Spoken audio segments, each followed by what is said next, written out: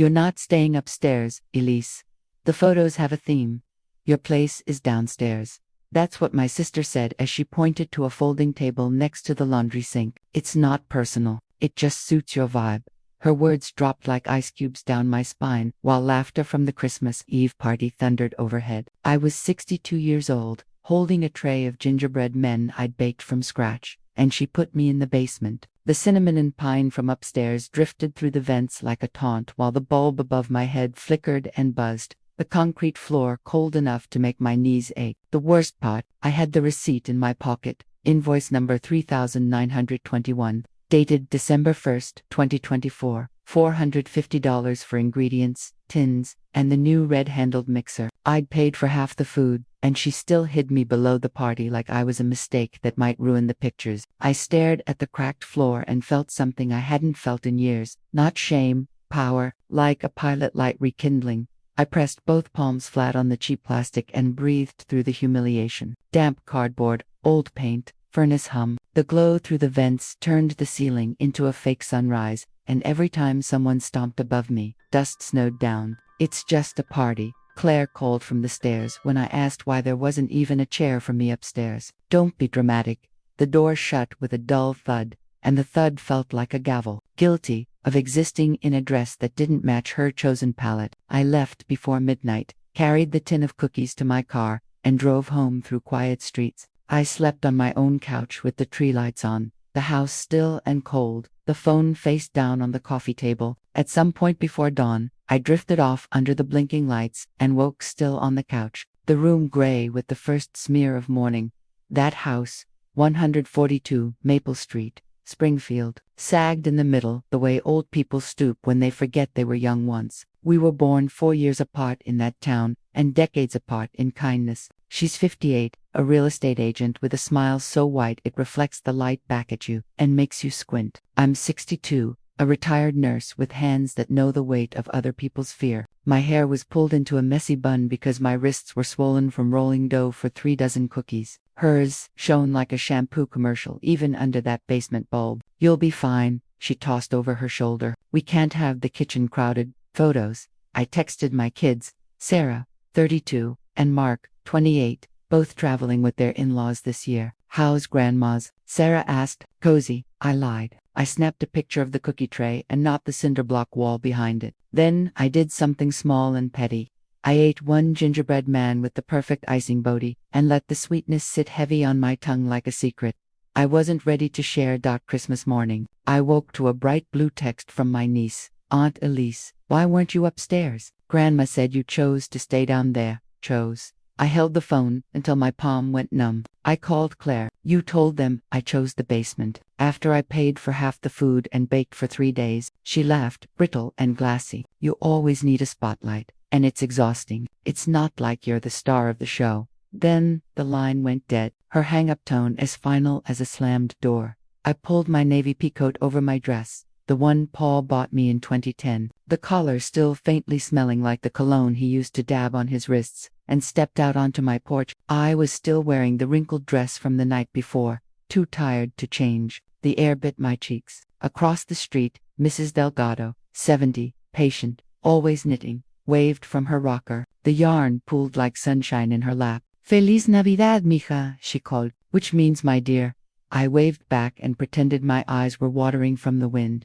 If you've ever been made small by people who claim they love you, you know the next part. Weeks like wet cement hardened around the insult until it could bear weight. On January 15, 2025, I tried to fix it the way I fix most things, with food. Roast chicken, skin blistered and crisp. Mashed potatoes whipped until they held soft peaks. Green beans snapped fresh at the sink. Butter, rosemary, lemon zest perfumed my little kitchen. When Claire finally swept in, her perfume got there first. Floral and overbearing, she swirled her wine like it was a wand. Nice try, Elise, but you embarrassed me at Christmas. I put my fork down. I embarrassed you. I was in the basement. Her smile curled like a cat's tail. You should have stayed there. It suited you. By then, the swelling in my wrists had started to ease, a dull ache that faded when I kept them warm. I excused myself and went to the sink, because I needed something to hold that wasn't my temper. When I came back, a blue ink note was shoved under my door. Check your account. Something's off.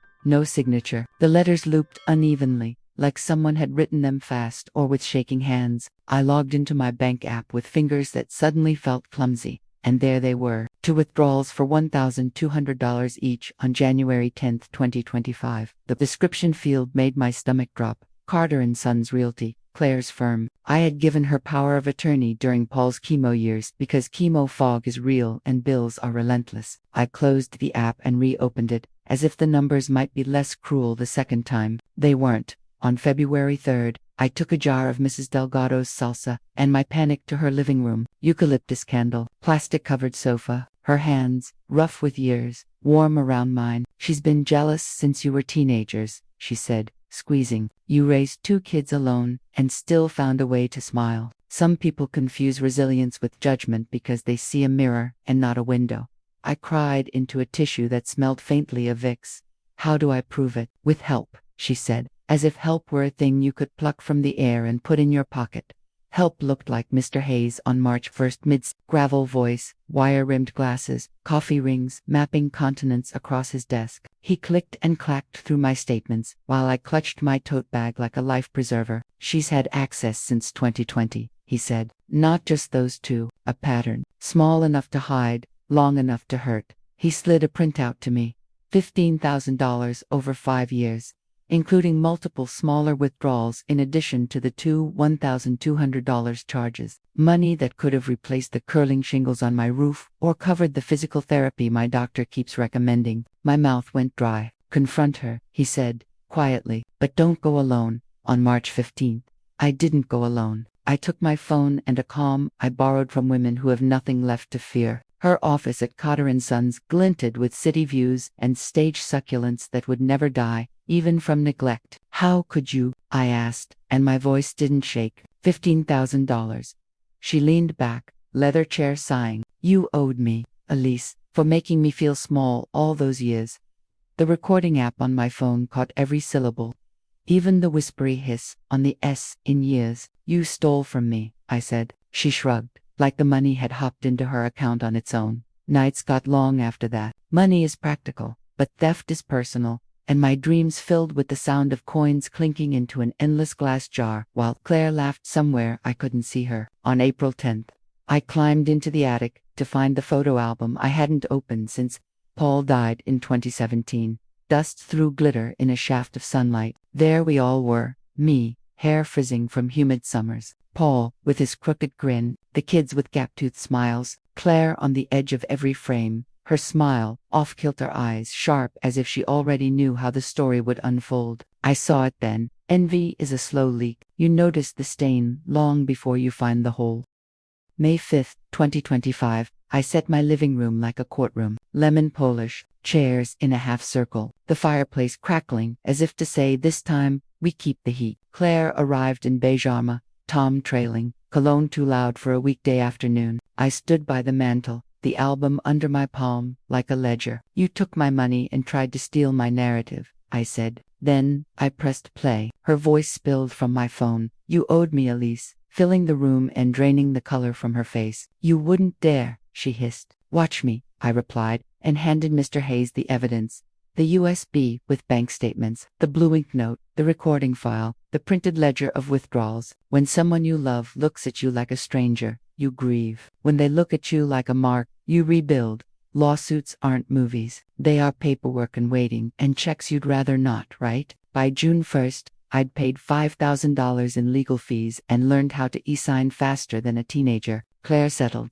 Agreed to return $12,000. The apology came in an email with a subject line so sterile it could have been a lab result. Settlement confirmation. I forwarded it to Mr. Hayes, then created a folder called Finished. On July 15th, I moved to 58 Oak Lane. The apartment smelled faintly of new paint and lilacs from a neighbor's bush. When I turned the key, the lock clicked with the clean satisfaction of something that still works. I left the dent in the old hallway where Mark crashed his bike. I took the sewing kit I used to hem his pants and the photo of Sarah asleep on my chest after a fever broke. By summer, even the last stiffness in my wrists had eased. The house that had held our holidays had also held our fights. And I didn't need either to prove I'd been a mother. The epilogue didn't arrive with trumpets. It arrived in little rituals. I put the photo album on the coffee table and let it be what it is. Evidence of a life I built, spoon by spoon. I started a blog on a Tuesday and called it Nurses Resilience. First post, August 4th, 2025, 1,142 words. I wrote about the basement, the bank statements, the way eucalyptus oil smells like hope when your chest is tight. People wrote back. Women with laugh lines and scar tissue. I thought it was just me, one said. Another, my sister sat me at the kids' table. September 20th. I set my table for 4. Mrs. Delgado, my kids, and me. Garlic and olive oil and roasted potatoes. The air above the pan shimmered like steam remembers it was once rain. Sarah hugged me hard enough to burrow into my shoulder. I'm sorry we missed Christmas, Mom, she whispered. I didn't know. Mark balanced a bread roll on his nose to make Mrs. Delgado laugh until her yarn tangled like confetti. We clinked glasses. To new beginnings, I said, where we choose our table. But you should know there were detours before that toast. The morning after the basement, I didn't rage. I sat on my porch with coffee so strong it could have marched on its own. And I listened to a silence that wasn't empty. It was possible. I looked down at the faint scar on my wrist from a long ago shift when a patient grabbed me as he fell. The mark looks like a pale crescent moon. It reminds me I can catch weight without breaking. For a while, I kept waiting to feel petty about what I did next. It never came. The note, the withdrawals, the recording, none of it felt vindictive. It felt clean. You killed the golden goose. Claire texted once, after her settlement cleared. There was never a goose, I wrote back. Just my paycheck, which you decided was yours. She didn't respond, and I didn't wait. If you're wondering about Christmas, I did that, too. On December 24th, 2025, I baked again, not for Claire. For my building, I taped a sign to the lobby bulletin board, Holiday Open Door APT 3B, 6 to 9 p.m. Come hungry, leave full, Elise. People came, a grad student with paint on her sleeves, the retired mail carrier who whistles like a a young dad with a toddler who loved the gingerbread boaties. We stood around the island I'd scrubbed twice, and the laughter we made didn't have to travel through a vent to reach me. I didn't need to be upstairs to be seen. I needed a room I chose. Somewhere in all of this I found a photograph from before.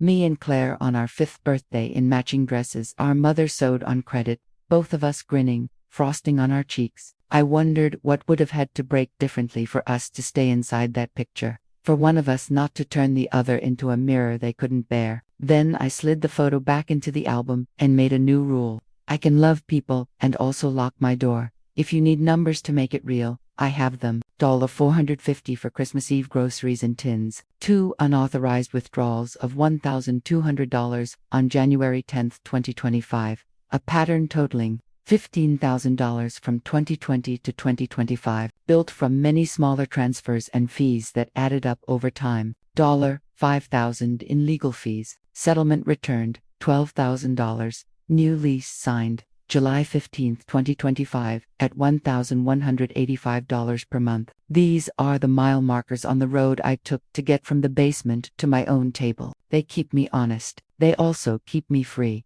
I kept the blue ink note. I tucked it inside the album, next to a picture of Paul in his crooked grin.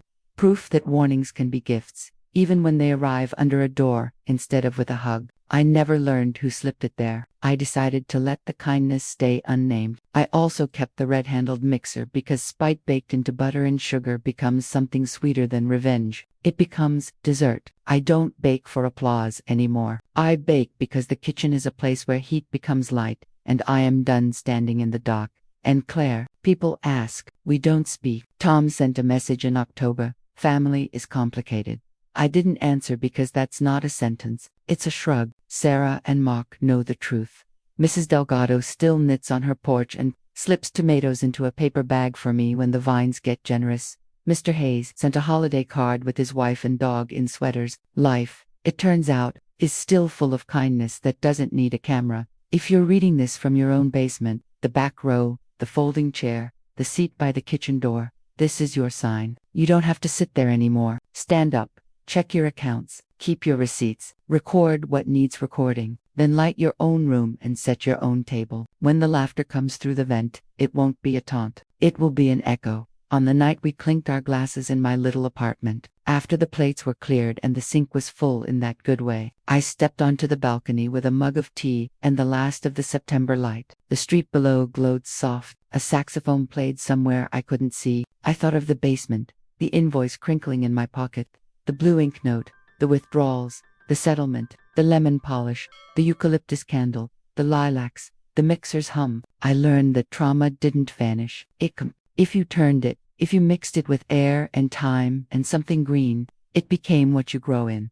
I slept that night without waking to count losses. In the morning, I cracked the window, and the first thing I heard was birds. I brewed coffee and didn't add sugar. I didn't need it. If this found you, subscribe, share it with someone who needs it, and tell me where you're listening from.